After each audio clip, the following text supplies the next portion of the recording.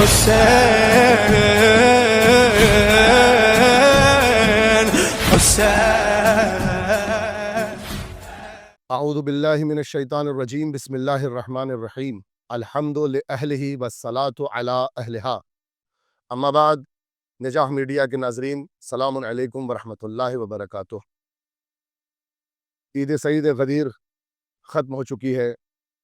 دھیرے دھیرے ذی الحج کا مہینہ اپنے کاروان کو طے کرتا ہوا آخری پڑاؤ پر پہنچ رہا ہے. ہم محرم کے آستانے میں ہیں.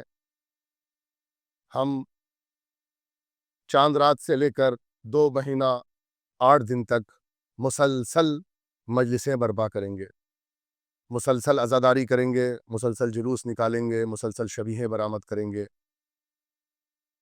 ہم آج اپنے اس بیان میں اس بات کو لے کر حاضر ہوئے ہیں کہ وہ مجلسیں جو ہم بیان کریں گے، وہ مجلسیں جو ہم برپا کریں گے، وہ مسائل جو ہم ممبر سے بیان کریں گے، وہ کس طرح کے ہونے چاہیے، ان کا مواد، ان کا مٹیریل کس طریقے کا ہونا چاہیے. ناظرین، ہم کس سبق کو اور کس روش کو انتخاب کریں کہ ہماری مجلسیں اپنے ہدف اور اپنے مقصود تک پہنچ جائیں. ہدف یعنی مجلسیں ائمہ پسند ہو جائیں، مجلسیں زہرا پسند ہو جائیں، مجلسیں محمدی پسند ہو جائیں. ہمارا ہدف اور ہمارا مقصد ہی یہ ہونا چاہیے کہ جو مجلس ہم کر رہے ہیں وہ ازواج مقدسہ کی بارگاہ میں شرف قبولیت حاصل کر لے. شرف قبولیت تب ہی ملے گی جب وہ مجلسیں، جب وہ پروگرامز ان کے مزاج اور ان کے بیان کے مطابق ہوں گے. ہم اپنی طرف سے کچھ بھی کرتے رہیں، ہم اپنی طرف سے کچھ بھی بیان کرتے رہیں، ہم اپنی طرف سے کچھ بھی برپا کرتے رہیں، اگر ان کی تائید اس کو حاصل نہیں ہے تو پھر اسے شرف قبولیت حاصل ہونے والی نہیں ہے. اگر ہم مجلسوں کے لیے دیکھتے ہیں کہ کس طرح کی مجلس، ہم 2 روایت یہاں آپ کے سامنے بیان کر سکتے ہیں. 2 روایت جس میں ایک روایت کے پہلے حصے میں مجلسوں کی اہمیت ہے اور دوسرے حصے میں کیفیت پر زور دیا گیا ہے کہ مجلسیں کیسی ہونی چاہیے، مجلسوں میں کیا بیان ہونا چاہیے. فضیل کی روایت ہے امام صادق علیہ الصلوۃ والسلام سے. آپ پوچھتے ہیں فضیل سے کہ اتجلسون و تتحدثون، اے فضیل کیا تم لوگ بیٹھتے ہو اور آپس میں باتیں کرتے ہو، گفتگو کرتے ہو؟ دیکھیے، اس سوال میں ہی سب سے بڑا مسئلہ پوشیدہ ہے.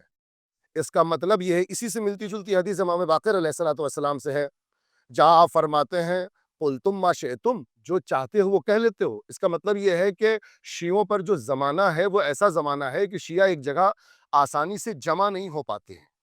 آسانی سے جمع ہو کر وہ باتیں جو اہل بیت کی باتیں ہیں، جن کا واسطہ اہل بیت سے ہے، ائمہ سے ہے، وہ باتیں لوگوں تک پہنچا نہیں پاتے ہیں. امام پوچھتے ہیں اتجلسون و تتحدثون، کیا تم لوگ بیٹھتے ہو اور باتیں کر لیتے ہو؟ ایسا وقت مل پاتا ہے، ایسا ماحول بن پاتا ہے؟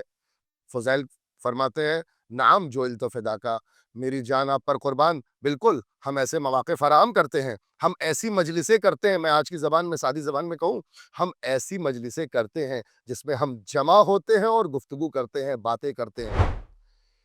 امام فرماتے ہیں کہ انی احب تلک المجالس، 2 طرح سے یہاں متن بیان ہوا ہے، یا انا تلک المجالس احبها، انا تلک المجالس احبها، 2 طرح سے یہاں متن بیان ہوا ہے. مجھے یہ مجلس پسند ہے، دونوں ہی معنی میں یہی کہا جائے گا. بے شک مجھے یہ مجلس پسند ہے، مجھے وہ مجلس جہاں ہمارے شیعہ جمع ہو اور آپس میں گفتگو کریں یا ہماری باتیں بیان کریں، وہ ہمیں وہ مجلس پسند ہے. فَأَحْيُوا أَمْرَنَا، یہاں پر آپ جب روایت دیکھیں گے تو اس کے اندر ایک خاص نکتہ ہے. امام کہتے ہیں کہ انی احب ریحکم و ارواحکم، انی احب ریحکم و ارواحکم، ہمیں تمہاری بو پسند ہے. اب امام نے ریحکم کہا ہے تو میں اس کو خوشبو کہتا ہوں. امام نے پسند کا لفظ استعمال کیا اس لیے میں اسے خوشبو کہتا ہوں. ہمیں تمہاری خوشبو پسند ہے. یہ کون سی خوشبو ہے؟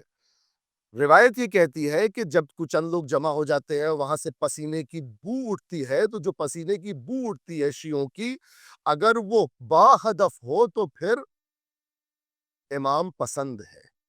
اللہ اکبر۔ وَأَرْوَاحَكُمْ، ہمیں تمہاری وہ پاک روحیں پسند ہیں جو یہ ذکر کرتی ہیں، جو ان اذکار کے لیے، جو اس مقدس ہدف کے لیے ایک جگہ جمع ہوتی ہیں۔ انی احب ریحکم و ارواحکم، ہمیں وہ مجلسیں پسند ہیں۔ امام باقر علیہ السلام والی روایت میں ہے کہ مجھے یہ پسند ہے کہ میں ان مجلسوں میں حاضر رہوں۔ اللہ اکبر۔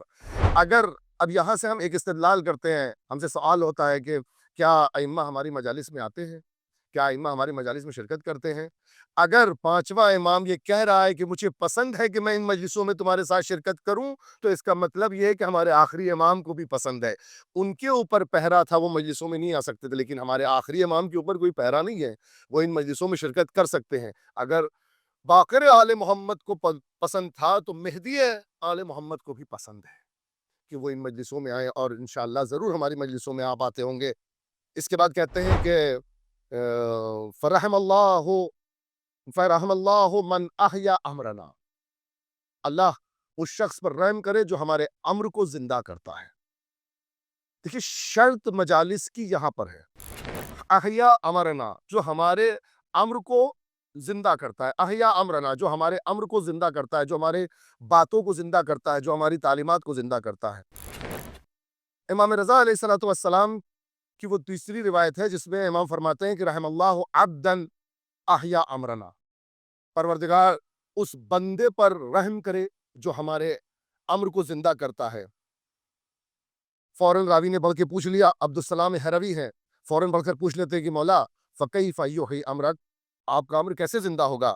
مولا فرماتے ہیں یتعلم علومنا ویعلمها الناس، یعنی معال مجلس یہ ہے کہ علوم آل محمد نشر ہونا چاہیے۔ معال مجلس یہ ہے کہ علوم آل محمد لوگوں تک پہنچنا چاہیے۔ علوم آل محمد یہ بھی نہیں کہ صرف شیعوں تک پہنچنا چاہیے، اس کا مطلب یہ ہے کہ آپ کو یہ انتظام کرنا پڑے گا کہ لوگ آپ کی مجلسوں تک آئیں، آپ کو یہ انتظام کرنا پڑے گا کہ لوگ آپ کی مجلسوں میں شرکت کریں، یہ مجلسیں لوگوں تک پہنچیں۔ تو جب یہ مجلسیں لوگوں تک پہنچیں گی تو لوگ جو ہے اس کو سنیں گے، جب لوگ اس کو سنیں گے، یعلم الناس، یتعلم علومنا ویعلم الناس، ان مجلسوں کے ذریعے لوگوں کو تعلیم دے ہمارے علم کی۔ کیوں؟ کیا فائدہ ہے؟ فائدہ بتاؤں، آپ کو پسند ہے نا، آپ کو اچھا لگتا ہے کہ جب آپ کو کہیں پتہ چلتا ہے فلاں شخص شیعہ ہو گیا، فلاں شخص شیعہ ہو گیا، مناظرہ ہو رہا ہے، شیعہ ہو جائیں گے، لوگ گفتگو کر رہے ہیں شیعہ ہو جائیں گے، امام کہہ رہے ہیں اتنی محنتوں کی ضرورت نہیں ہے۔ کیوں؟ کیونکہ لو علم الناس محاسن کلامنا لاتبعونا، اگر تمہاری ذمہ داری ہے کہ تو ہمارے کلام کو پیش کرو منہ عن، اس میں خوبصورتی اتنی ہے کہ جب وہ خوبصورتی ان تک منتقل ہوگی لوگ خود بخود ہماری پیروی کرنے لگیں گے۔ عزیزوں، ہماری ذمہ داری ہے کہ ہم ایسے بیانات، ایسی احادیث اور تمام وہ چیزیں جو اہل بیت سے مربوط ہے وہ لوگوں تک منتقل کریں تاکہ لوگ معارف حقیقی، معارف ناب آل محمد سے آشنا ہو سکیں۔ والسلام علیکم ورحمۃ اللہ وبرکاتہ۔